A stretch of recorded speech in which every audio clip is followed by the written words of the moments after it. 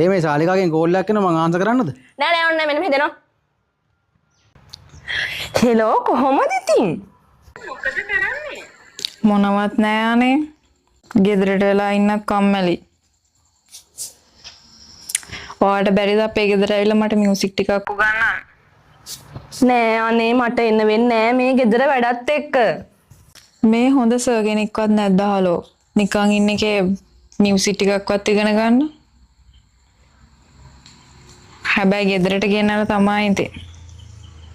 මට කොහෙවත් යන්න බෑ තහනන්න ඉතින්. නෑ අනේ මම දන්න කෙනෙක් නෑනේ.